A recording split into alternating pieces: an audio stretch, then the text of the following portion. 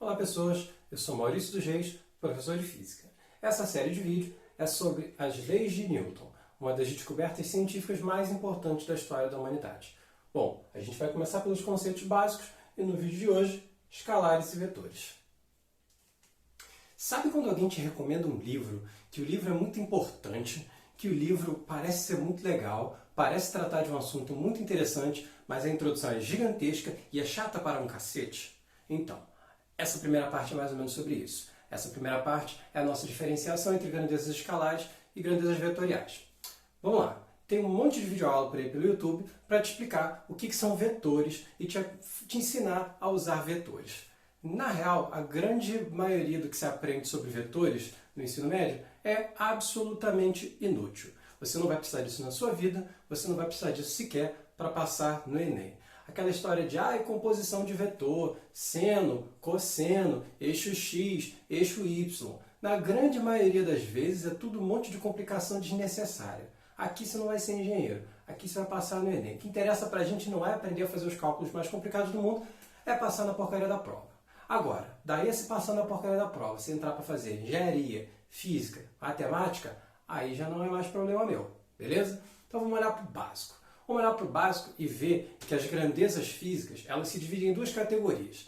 As grandezas escalares e as grandezas vetoriais. O que é uma grandeza escalar? Uma grandeza escalar é aquela que para falar sobre ela a gente só precisa de um módulo, ou seja, de um número, de uma quantidade e de uma unidade de medida.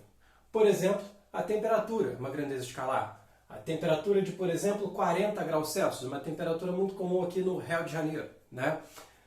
40, um número, graus Celsius, uma unidade de medida. 40 graus Celsius, te falou tudo que você precisava saber para falar da temperatura. Outro exemplo, massa é uma grandeza escalar. Ela só precisa de um número e uma quantidade, perdão, e uma unidade de medida. 70 quilogramas. Resolvido, né? Então, grandezas escalares só precisa de um módulo e de uma unidade de medida. O que são vetores na prática? O que são vetores para o que interessa a gente aqui? Sem toda aquela parafernália de desenhar um monte de setinha, um monte de ângulo. Vetores são grandezas que não basta você ter um módulo e uma unidade de medida. Você tem que ter mais informações. Por exemplo, se você diz que tem um carro numa estrada, está o Fusquinha lá na estrada, a 45 km por hora. Para onde? Está indo para onde? 45 km por hora não é o suficiente. O carro está na mão é uma coisa, está na contramão é outra, por exemplo.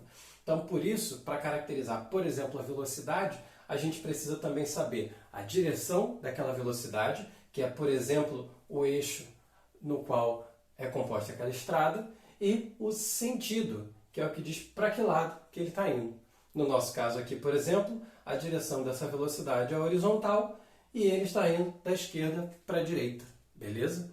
Isso daqui vai ser especialmente importante quando? Vai ser especialmente importante quando a gente estiver falando sobre movimento relativo. E aí você vai ter que entender que uma composição de velocidades, quando, por exemplo, dois carros estão indo na mesma direção e no mesmo sentido, é uma coisa. Quando dois carros estão indo na mesma direção, mas em sentidos opostos, é outra coisa.